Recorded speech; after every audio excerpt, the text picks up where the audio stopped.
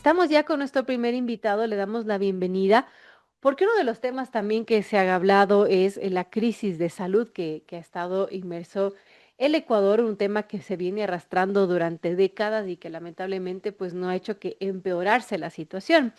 Y bueno, ahora que hay cambios en el tema de salud, porque bueno, se está dando una compra masiva de medicamentos que pretenden de alguna manera pues reducir esta situación de desabastecimiento que hay en clínicas, en hospitales, en casas de salud.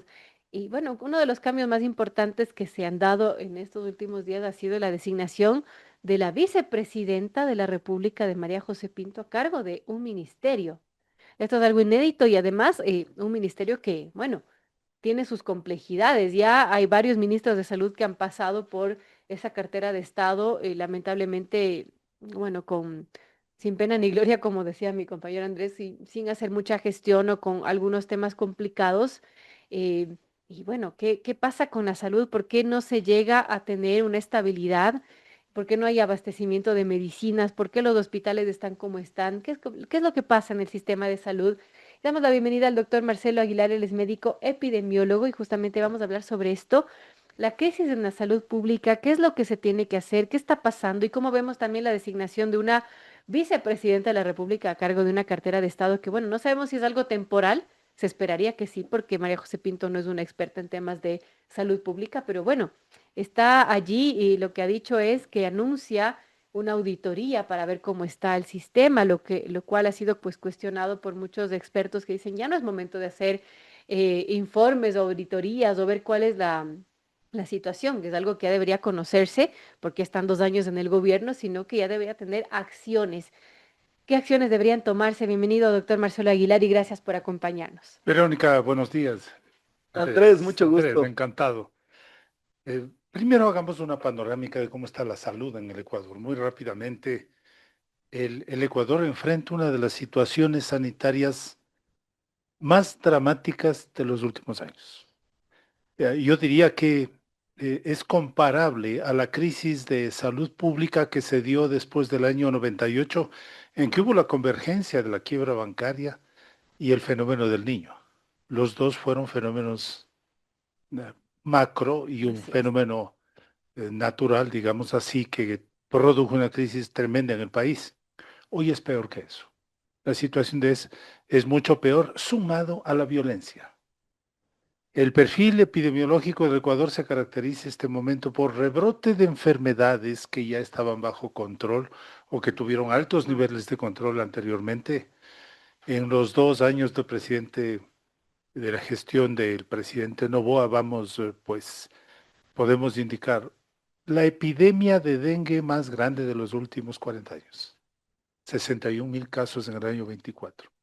Rebrote de fiebre amarilla, que era una enfermedad de más alto control que teníamos en el Ecuador. Tenemos tosferina, rebrotes de tosferina, la situación de las enfermedades ligadas a la pobreza, por ejemplo, la tuberculosis. Mm. Miren la situación de tuberculosis carcelaria, es una cosa inaceptable en estos momentos. ¿Y son enfermedades prevenibles, Son doctor? enfermedades prevenibles, totalmente prevenibles. Otras enfermedades que ni siquiera se acuerdan en el país, como la enfermedad de Chagas, 200.000 casos, nadie habla de eso. Las principales causas de muerte, infarto de miocardio, accidente cerebrovascular, están ligadas a la hipertensión y a la diabetes. También son prevenibles. Difíciles de prevenir, pero se puede hacer prevención primaria. No hay medicamentos. El incremento de cánceres y el azote brutal de la violencia. Y además de lo de las mafias, ¿no? En los hospitales, en los procesos de compras públicas, Ya etcétera. vamos al sistema de salud. Ese es el perfil Claro. epidemiológico que tenemos. Pero además, después de la pandemia, tenemos algunos efectos tremendos.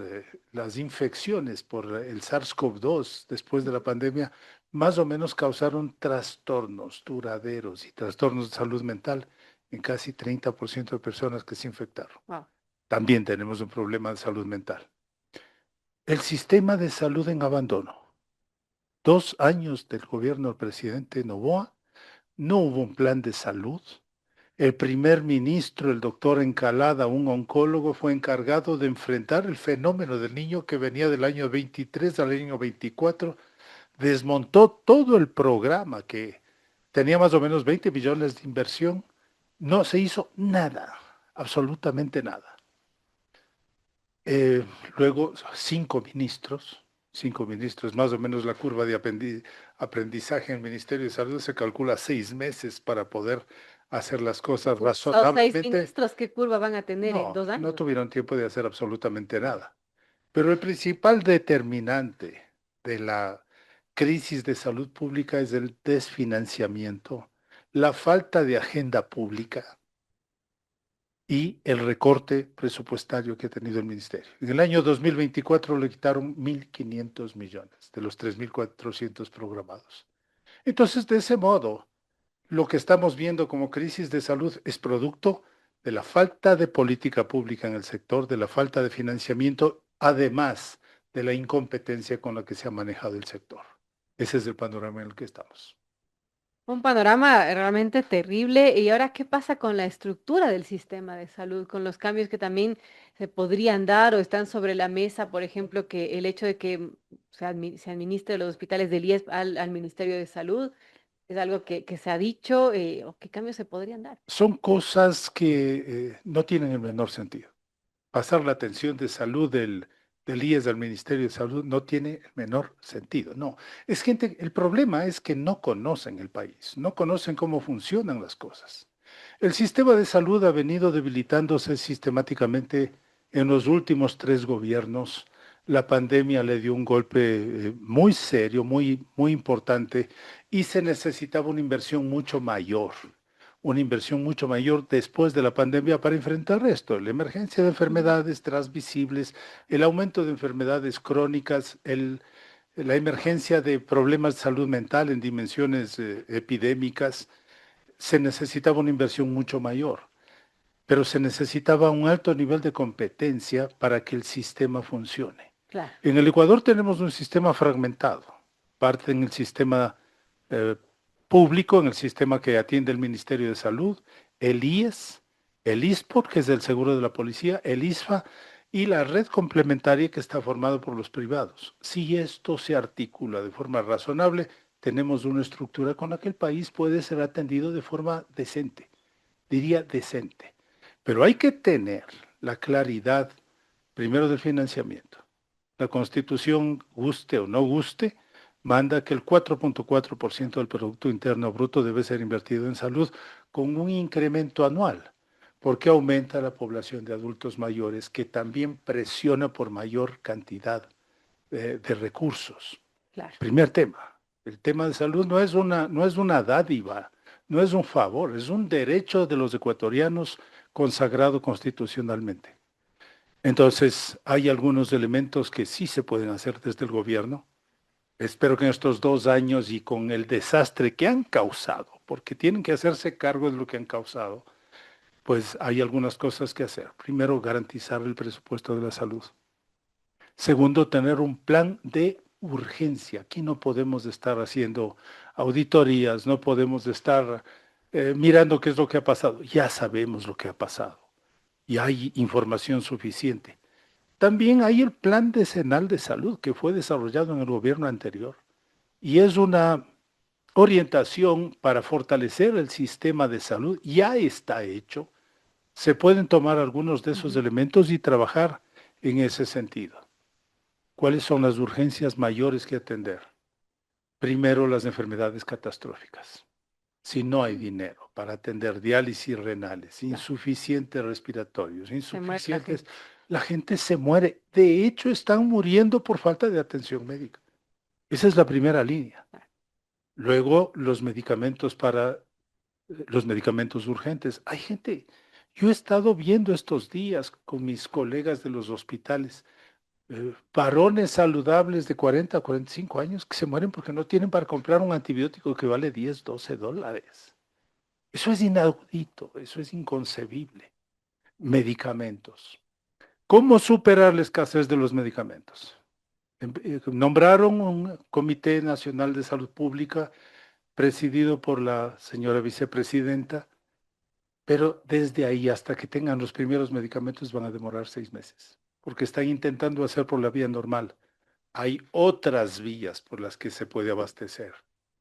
un acuerdo nacional con los productores farmacéuticos, con las Ujú. farmacias, pongan Naciones Unidas, pongan Contraloría, pongan todos los mecanismos para que haya transparencia y se abastece con lo que hay primero. Hay mecanismos de Naciones Unidas a través de la Organización Panamericana de la Salud, a través del PNUD, del Organismo para el Desarrollo, que se pueden hacer compras rápidas. En 3, 6 meses podemos tener, de tal modo que en un periodo razonable reabastezcamos de insumos y medicamentos al sistema de salud. Ese es uno de los problemas. Hay represamiento de atenciones médicas, de cirugías. Hay un represamiento enorme. ¿Por qué se represa? Porque No, no pues hay no hay insumos insumos, para claro. operar. Porque no hay personal. El personal está muy escaso. El sistema de salud ha venido reduciéndose durante todos estos últimos años. Hubo un intento post-pandémico de mejorar las cosas, pero llegó este gobierno y desmontaron todo. Entonces, hacer brigadas de salud, incorporar a los sectores, pero para todo eso tenemos que garantizar el presupuesto. Y Sí, damos a hay entender formas de que, por acelerar. ejemplo, hay el presupuesto, pero se ejecuta solamente el 44% de ese presupuesto, al menos de salud. Son varios factores. Uno de los primeros es la falta de oportunidad del financiamiento. Sí, les damos la plata, pero cuando el ministro de Finanzas decide, él está más preocupado de ser tesorero del Fondo Claro. Monetario. Entonces, primero la oportunidad, porque hacer los procesos requiere de un tiempo desde que se asignan los Ujú. fondos hasta que se hace todo el proceso de contratación. La oportunidad. El otro tema es la competencia. No hay funcionarios competentes en los ministerios.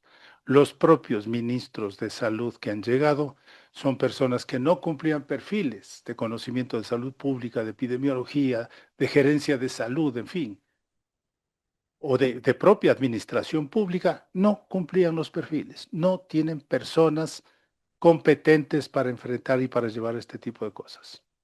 Entonces ahí sí se pueden hacer algunas cosas. Constituyan comités técnicos que apoyen Claro. cada una de las áreas. Convoquen a la academia. Este país tiene gente brillante, gente altamente competente. Convoquen a la academia, convoquen a las sociedades científicas en donde hay convergencia también de profesionales de altísima calidad. Dejen de ser tan arrogantes, porque su arrogancia enferma y mata gente. Hay necesidad de abrir y entender. No solo los jóvenes pueden hacer las cosas, también hay gente con mucha experiencia que sabe hacer las cosas mucho mejor en la salud pública. ¿Cómo veo yo la presencia de la Vicepresidenta. vicepresidenta? Yo quisiera ver algunos elementos positivos en su presencia. Ella estuvo a cargo de la Secretaría para Lucha contra la Desnutrición Infantil. Ujú. Entonces seguramente fue a las zonas más pobres del país y sabe cuál es la realidad del país. Miró la pobreza, la desnutrición, la falta de agua, la falta de alimentos, la exclusión, la parasitosis infantil, todos esos elementos de la desnutrición. Seguramente ella como madre miró a los niños en ese estado y creo que esa sensibilidad sería muy valiosa para la gestión. Luego ella estuvo vinculada a algunos foros de mujeres, sabe los problemas de las mujeres, especialmente de salud sexual y reproductiva. Es una empresaria con capacidades gerenciales. Entonces yo quisiera verle a ella como una figura positiva que puede hacer una convergencia alrededor de la salud y echarle adelante, al menos temporalmente. El Claro. poder político de la vicepresidenta le permitirá convocar distintos Pero sectores. quienes cuestionan que no tenga formación en salud pública, por ejemplo. No me preocuparía No mucho eso necesitaría. si tiene un Claro. equipo asesor, que escucha a un equipo asesor de expertos, 2, 3 asesores de primera pueden ayudarle a orientar y desde su posición política podría empujar esto. Pero yo temo que no le den los recursos, que no le den los recursos a tiempo, que surjan celos cortesanos y que eso pueda perjudicar a su gestión. Yo Claro. quisiera ver como una cuestión positiva. He visto quizás alguna señal que el gobierno ha tomado, como la incorporación del doctor Herrería. un constitucionalista, un abogado. Ojalá esa tendencia vaya dándose, el gobierno se abra al país, a entender el país y contar con la gente que tiene este país para sacarlo adelante. Qué importante este diálogo con el doctor Marcelo Aguilar, él es médico epidemiólogo. Estamos tomando el pulso a la salud en el país y bueno, estas crisis que han derivado de lo que estamos viviendo, escasez de medicinas, falta de atención en los hospitales, también mafias que se han tomado lamentablemente el sistema de salud y bueno, vamos a seguir conversando. Doctor, muchas gracias por acompañarnos. Yo quiero ser escéptico acerca del argumento personalista de culpar al ministro de Salud, porque yo sé que hemos tenido gente impresentable como ministros en todos los últimos gobiernos, pero cuando uno dice ya son 15, 20 ministros que han fracasado, yo dudo en culparle a la persona, sino al sistema. Es decir, yo dudo que incluso pueda venir Elon Musk, que puede ser de los seres humanos más increíbles que tenemos, que pueda ir a destrabar, sea el Ministerio de Salud, el IES o incluso Petroecuador en otro tema. Entonces, ¿hasta qué punto es culpa de la persona? Sabemos, por ejemplo, el doctor Borrero, que era vicepresidente de Lazo, tenía todos los pergaminos, o sea, doctor, político, gerente del Hospital Metropolitano, han pasado algunos grandes médicos que saben de administración hospitalaria también, con grandes cadenas de hospitales.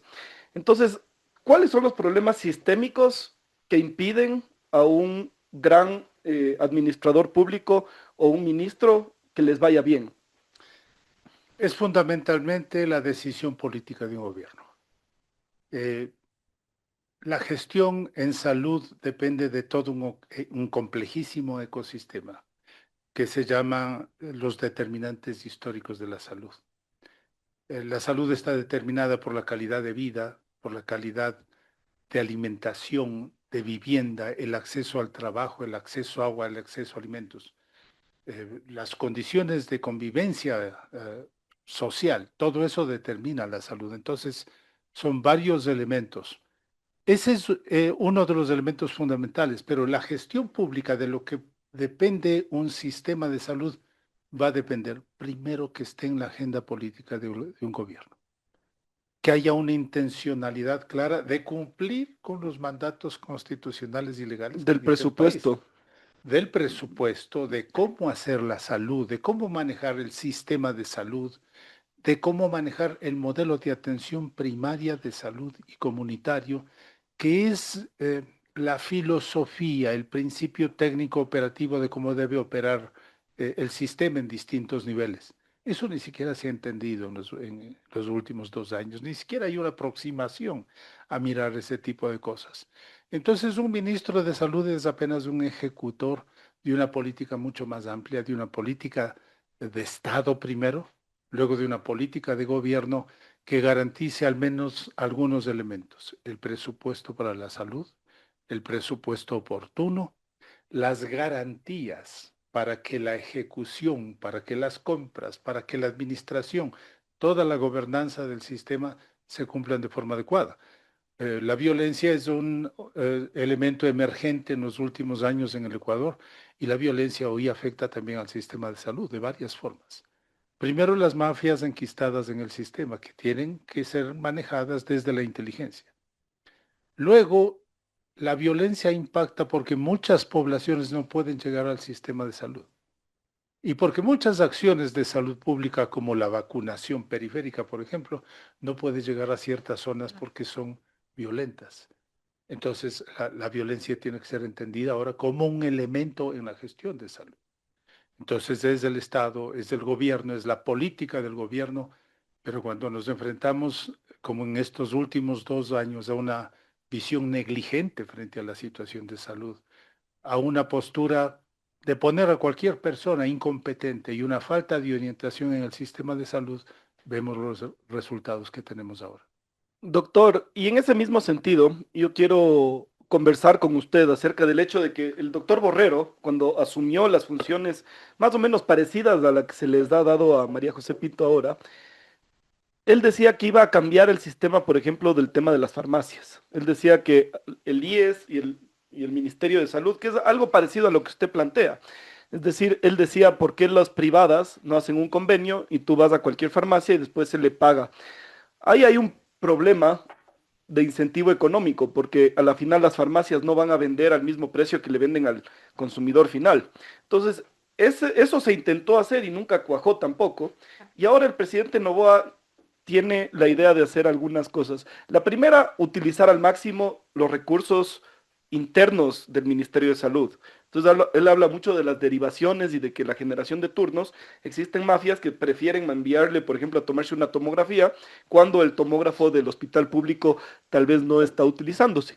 Y el presidente Noboa también ha puesto la puerta de unificar todos los recursos y las infraestructuras, tanto de IES como de Ministerio de Salud Pública. Entonces, sí existe como planes revolucionarios para resetear el sistema y apoyarse un poquito más. ¿Por qué no funcionan estos? ¿Por qué sistemas de agendamientos como HealthBird o por qué sistemas de contratación para las farmacias como la del doctor Borrero no funcionan? Muchas de estas tienen intereses particulares. Muchas de estas están orientadas por ciertos sectores empresariales. La salud tiene mucho dinero, la salud tiene un potencial enorme, entonces es objeto de ambiciones y de depredaciones. Estos temas pueden superarse hoy con la tecnología que existe. Mire, por ejemplo, el tema de medicamentos. Hoy existen sistemas de trazabilidad que le van a decir dónde llega el medicamento, a dónde se distribuyó, dónde está. Cuando se integran esos sistemas de trazabilidad, usted tiene mecanismos de control adecuados. El doctor José Ruales en el gobierno anterior ya tenía montado prácticamente un sistema de esto, pero llegaron los nuevos ministros y lo desmontaron. El doctor Lama dijo que eso no servía porque había que contratar otra app para el ministerio, para el IES. Entonces, existen tecnologías que permiten primero la trazabilidad. Lo que hay que hacer es entender cómo está el sistema. Hay cosas que no podemos cambiar en este momento. Ahí está la Constitución, allí está el marco legal y tenemos que trabajar en ese marco. Entonces, seguirá funcionando el Ministerio de Salud, seguirá funcionando el IES. Los dos tienen que ser financiados de forma adecuada.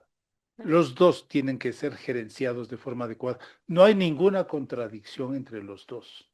El Sistema Nacional de Salud, existe el Sistema Nacional de Salud que se ha ido desgranando, tiene nuevamente que articular todas las instituciones. En esto es IES, Ministerio de Salud, ISPOL, ISFA y el sector privado. El sector privado juega un papel muy importante en algunas áreas complementarias que el Ministerio de Salud no tiene. No hay por qué satanizarlo. Tienen que funcionar de forma articulada, pero de forma transparente. El principal tema es la honestidad. El principal tema es dar seguimiento a cómo van las cosas, la auditoría médica, y para eso la tecnología puede ayudar mucho. Me preguntaban en estos días cómo evitar toda la mafia de los hospitales. Se pueden hacer sistemas logísticos paralelos que abastezcan mientras se arregla el sistema de salud, que eso no va a ser arreglar de un día para el otro. Claro. Por eso decía que la inteligencia militar tiene que entrar en la gestión de salud, pero la inteligencia a profundidad, identificando dónde están. Todo el mundo sabe, por ejemplo, en los proveedores que hay 4, 5, 6 empresas que responden al mismo dueño o al mismo grupo. Pero ¿alguien ha hecho algo sobre eso? ¿Alguien ha intervenido eso? Entonces los proveedores acaban haciendo un monopolio porque ganan con algunos de los nombres que tienen para ofrecer insumos o medicamentos. Entonces, sí hay cosas que hacer, sí se pueden hacer cosas y con la Constitución, con el ordenamiento jurídico que tenemos, se pueden hacer cosas primero comprendiendo cómo está la situación de salud, cómo funciona el sistema y por dónde orientar al sistema. Importante ese diálogo con el doctor Marcelo Aguilar, médico epidemiólogo, tomándole el pulso a la salud y esta crisis de salud que afrontamos. Gracias, doctor, por estar con nosotros. Con mucho gusto, Vero, encantado, Andrés.